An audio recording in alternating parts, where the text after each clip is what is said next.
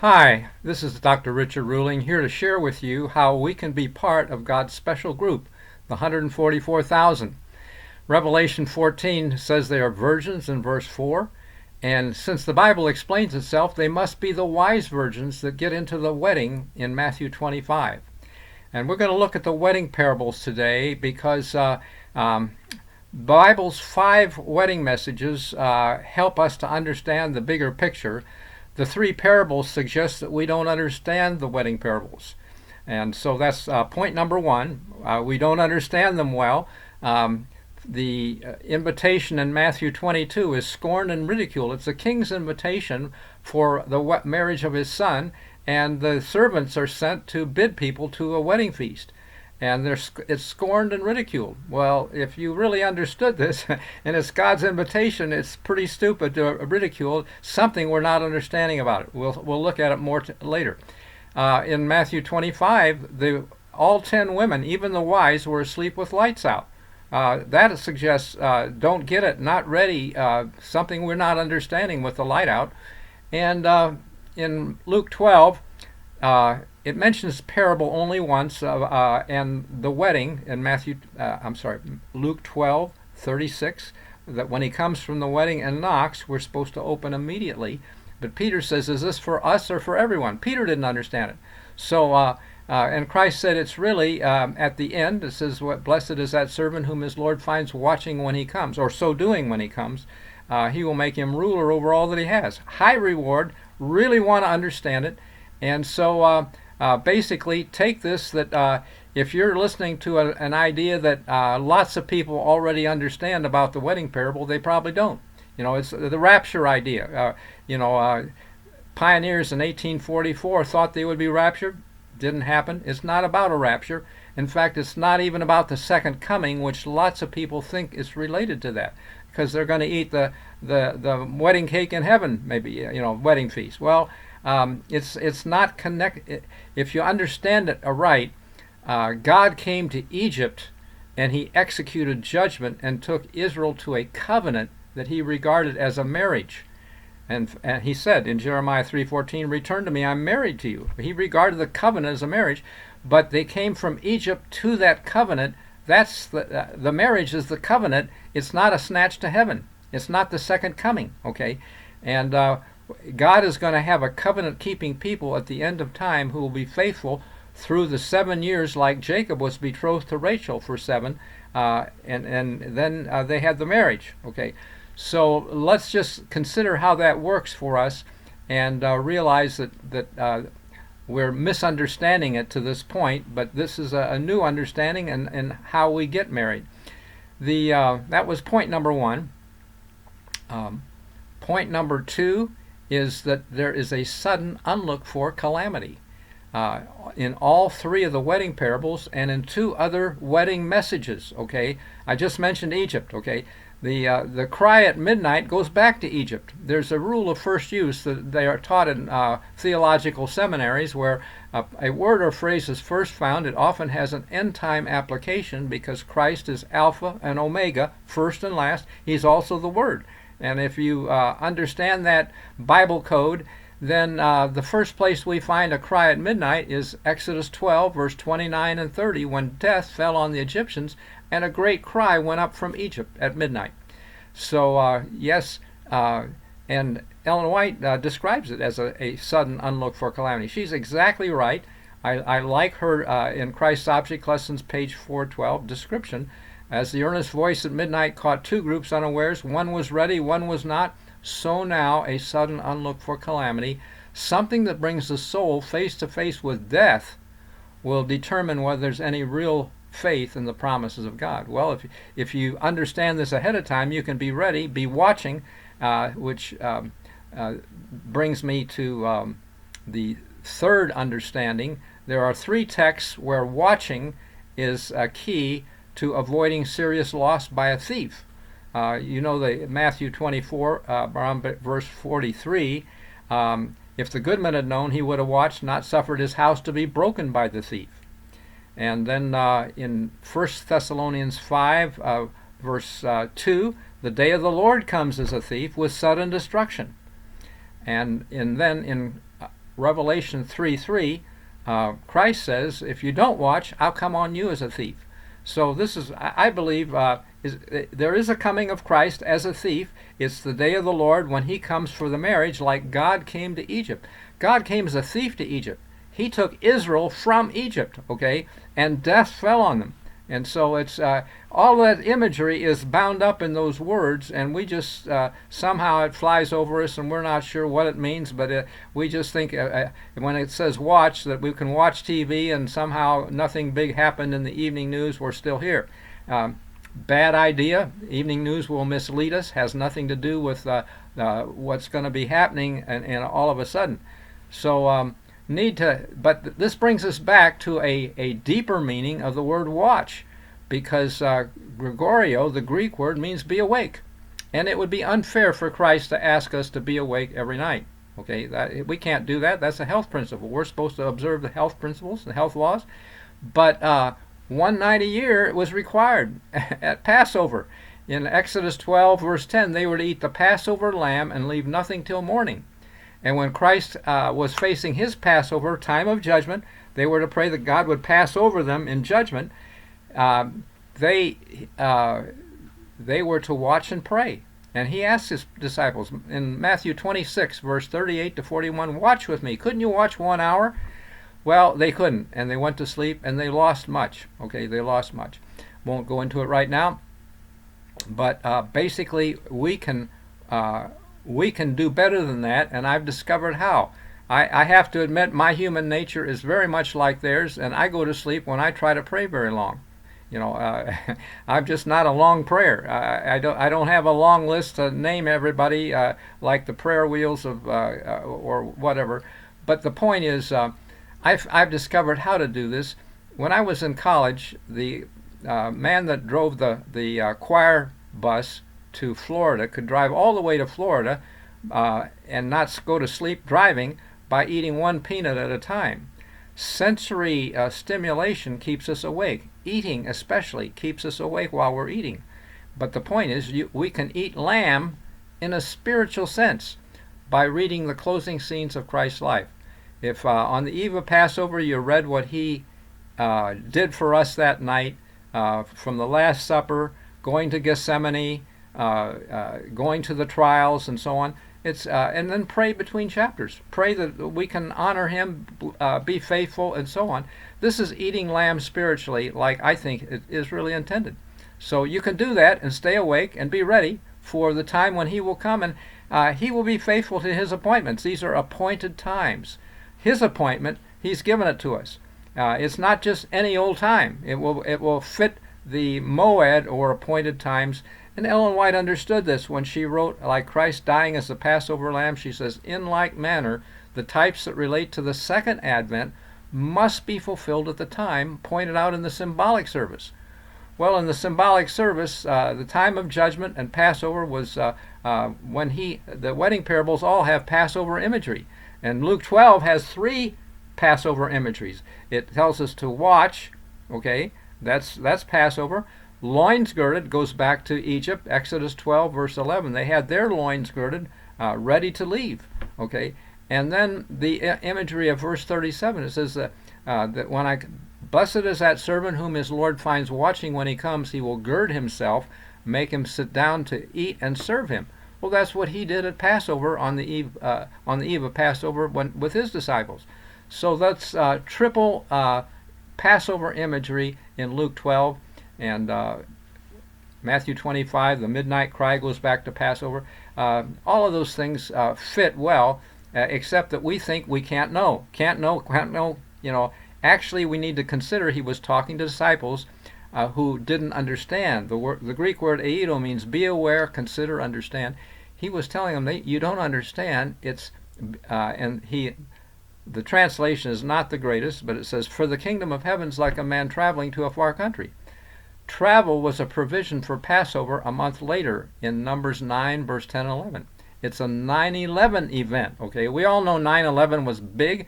In Numbers 9, verse 11, they keep Passover the second month because they took a long trip and they couldn't get back in time for first Passover in April.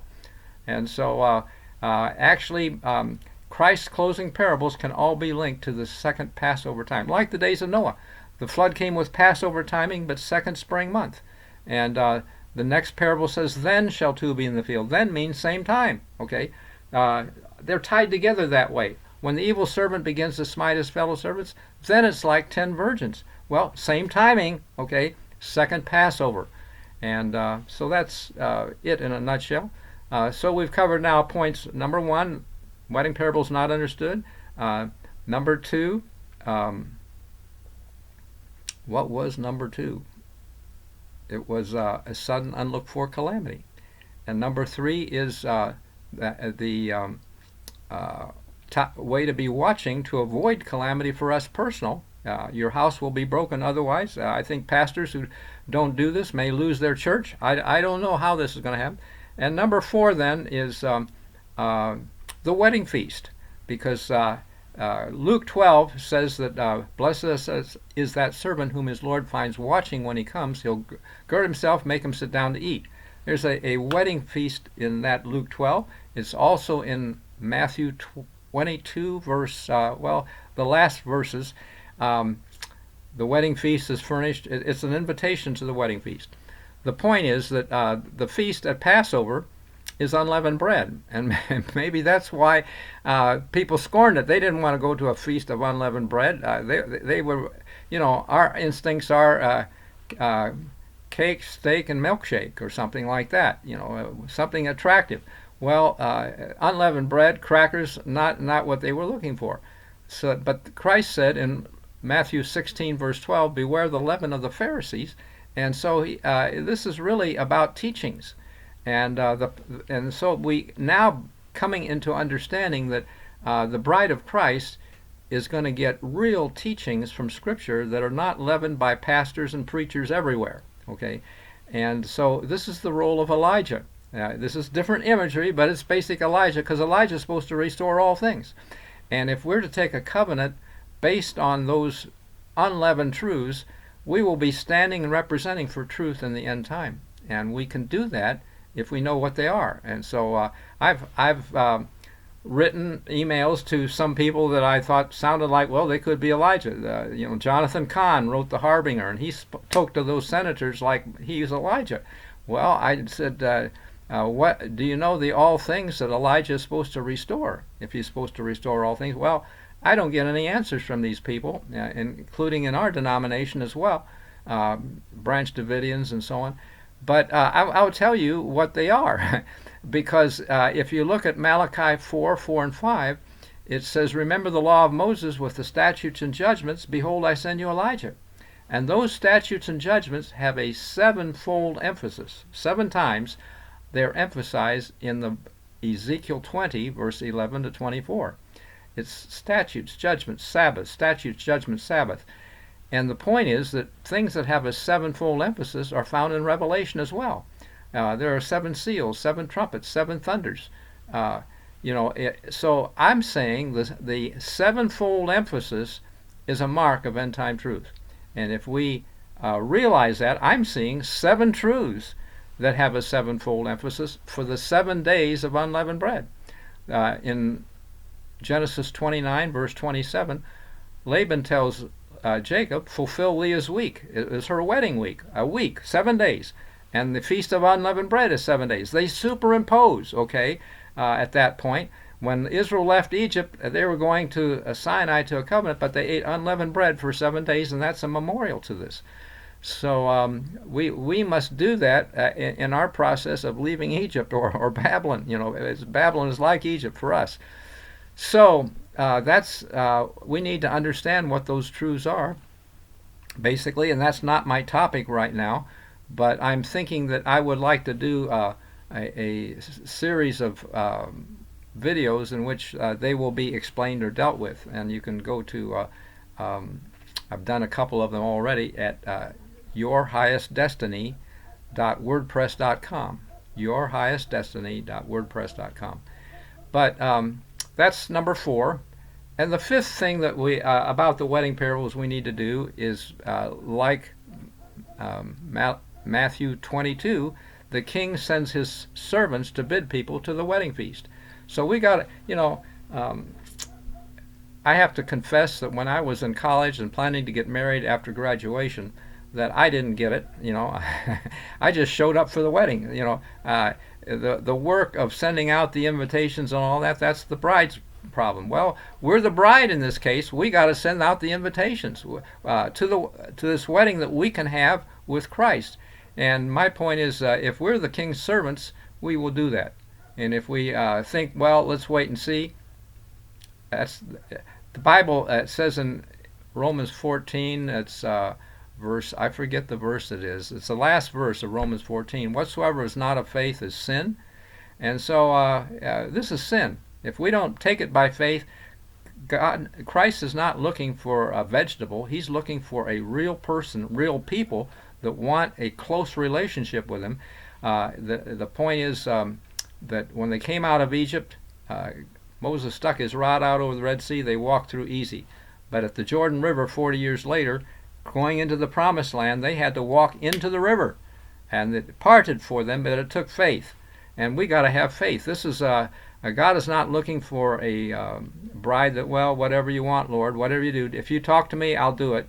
No, look at His Word. He's talking in His Word, and that's how we get it. And a mature bride will get it from the Word. It's not about having some dream or vision. I've never had a dream or vision or Him talking as if I heard His ear. But I've been moved in my mind that it makes good sense when you read the Scripture on certain passages, and I think we can do that.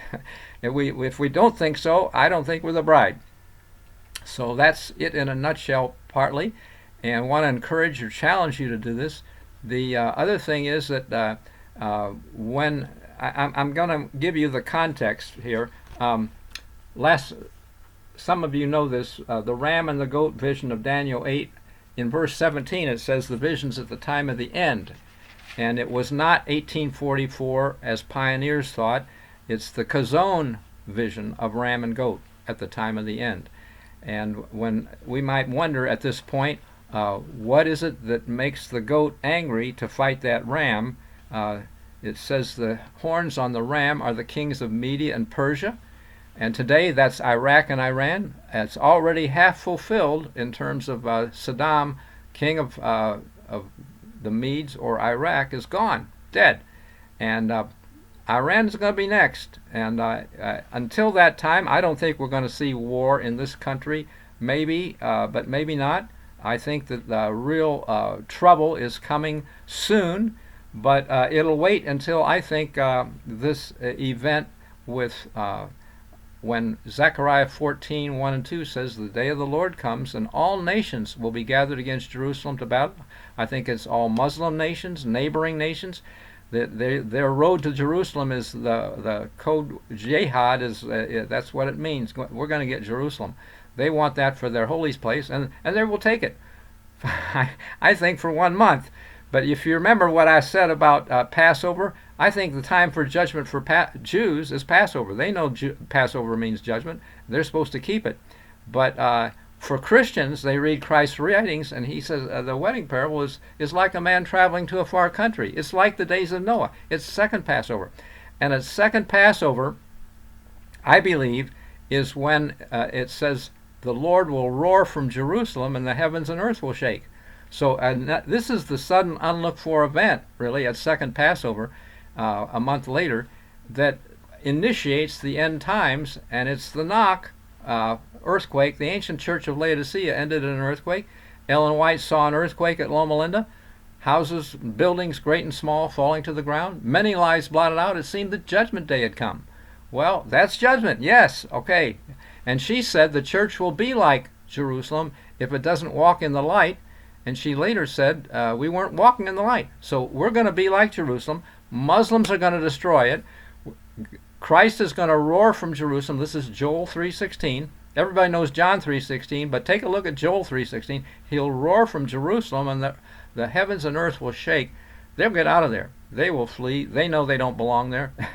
And but it will impact America. Time of judgment for America and for the church. And it's the knock for the wedding. It's at that point. It'll be at second Passover. Open immediately means have the wedding feast. Okay, we don't have to have it now, but I think Study those topics ahead of time. God's not looking for an ignorant bride. He wants us intelligent. And so we have, I think, a couple years until that happens. Why do I say a couple years? Because, first of all, the end time period, 7 years, is from Joseph, 7 years of famine. Nebuchadnezzar ate grass for 7. Jacob was betrothed to Rachel for 7. 7 days around Jericho with a trumpet for 6 days each day. 6 trumpets in Revelation 8 and 9. The 7 trips around Jericho on the 7th day is like the 7 last plagues and will be for the 7th year. And the point is for this is it's a week of years, and a week can't begin just any time. A week always begins after a Sabbath. You know, the first day of the week is the next week of 7. And so end times has to begin after a sabbatical year. And we got the sabbatical years, 457 to 34 AD. Those years were both the 77s. And 1798 was a sabbatical year. 2015 was the sabbatical year when we had all of those signs. The Pope came to Congress, and gay marriage came to the Supreme Court. This was the abomination standing where it ought not to be standing in the Supreme Court. And peace and safety with Iran. Also, when you see that, sudden destruction is coming. And also the sun will be darkened, moon turned to blood before the day of the Lord. Well, there was a rare solar eclipse on the equinox, followed by a blood moon on Passover. Before means face or facing. Panim is the Hebrew word. Means so those events are facing end times. It was a sabbatical year. Add 7. 2022 is a sabbatical year. Look out for 2023. I think big things will happen in 22 as well. I think big things are happening now, but it's going to get worse. Coming events cast their shadow before, and things are getting dark in America. We're going to see real problems, civil war. I like Ellen White's explanation in One Testimony, page 268. If you add 2 to 6, you get 8, 268. She saw war, famine, pestilence abroad in the land. And even other countries were involved in this war. So a lot of people wondering, is Russia going to do it? Is China? Whatever. Yeah, I think maybe. But not immediately. But I think this election stuff is going to challenge a lot of people. And it's not over till the College of Electors vote and then maybe challenged, or Congress has to approve that act in January before an inauguration. And we'll see who wins this. It's not over yet. But there's a lot of stuff that's happening. So thank you for considering this. I just need to say this, that the first, second, third angel's message all need to be repeated. And when Ellen White described in her original Fourth Spirit of Prophecy, which was the original great controversy from that volume, she said the term Babylon derives from Babel, meaning confusion. And the announcement of the fall of Babylon in 1844 could not apply to a religious body. It had to apply to some religious body that was once pure but had become corrupted. And it could not apply to the papal or Romish church because that church has been fallen for many centuries. But how appropriate in 1844 that it applied to the fallen Protestant churches that weren't interested in that message of 1844. Well, my point is now, if this message is prophesy again, Babylon is fallen, it says in Revelation 14:8, I think it is fallen, double fall, okay? And I think if we're going to repeat that message, it cannot apply to the Protestant churches now, because those churches have been fallen for more than a century. How appropriate it will apply? Guess what? I think our own SDA church, with their closure to these truths, is going to experience the fall, and the witness of it will be Loma Linda when it's in ruins. And when you see that, you'll know that it's over for the General Conference Corporation of churches, which get $1 billion worth of tithe every year. That's 1,000 millions. Okay, if you take $1 million and multiply it 1,000 times, where are they putting it all? It's in the stock market for some, a lot of it. Not good. They ought to get it out of there. I think what I've got and I'm sharing with you is needs a warning for people like who live in Loma Linda even to get out of there. The whole L.A. area, Hollywood, and so on, is going to experience God's judgments, and we need to warn those people that they need to. Judgment is a time impending, and when we see Zechariah 14th chapter with Muslims surrounding Jerusalem, it's then a time to prophesy, give a warning, and get out. But it will be too late to try to sell your house. I think you won't have time to make the move. If people will make their move now in 2021, 2022, they could do that. But if they wait to 2023 in spring, all bets are off, and I think a bad situation, because that's I believe from and I didn't finish with this. The reason why a sabbatical 7 years have to begin after a sabbatical of 2022 also fits with Joel 1. The book of Joel has more references to Day of the Lord than any other book, and it comes in the context in first chapter, verse 15, the day of the Lord is at hand, but it comes in the context of verses 3 and 4. It says, you tell your children, let them tell their children, and them another generation. It's 4 generations. You, your children, their children, and another generation. 4. And cankerworm, palmer worm, locust, and caterpillar. What's left by the locust is eaten by the caterpillar. Nothing left, I think, of a general conference church. And so why wait or put your money into that system at this point when they are in apostasy? She said so in volume 5 of the testimony, page 217. She said in volume 8 of the testimonies, when they voted a hierarchical structure so they could have a president like the Pope. He's the Adventist Pope, is the president, travels around the world. She did not want a president of the General Conference. She wanted heads in South America, in Europe, in Africa and Australia to counsel together, see what's working, but no one has the supreme authority to say, do this, do that, travel around the world. They don't. The president doesn't know what's happening in India or this or that. They can tell him, but they have a better understanding if they're looking to the Lord. And it's a bad organization. She says we cannot enter into any new organization. In 1904, she said that, but they incorporated in 1904 a new hierarchical system, 5 levels, just like the Catholic Church. Catholic Church has priests, bishops, archbishops, cardinal, and pope. We have pastors, presidents of conference, president of union, divisions, and general conference. So same situation, and she said, how has the faithful city become a harlot? My Father's house is made a house of merchandise, a place whence the divine presence and glory have departed. I mean, past tense, gone. And 2 years later, she said, the apostasy which is developing and increasing will continue till the Lord descends from heaven with a shout. So why wait? If you stay there, you'll be lost. It's when we see Loma Linda in ruins that we can give the message, Babylon is fallen. Babylon is fallen.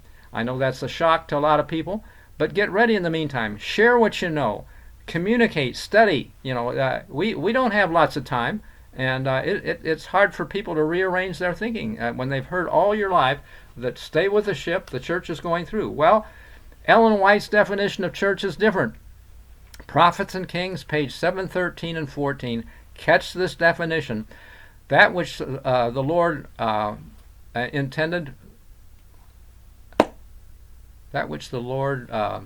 intended for the nation of Israel, the chosen people, he will finally accomplish through his church on earth today, even his covenant-keeping people.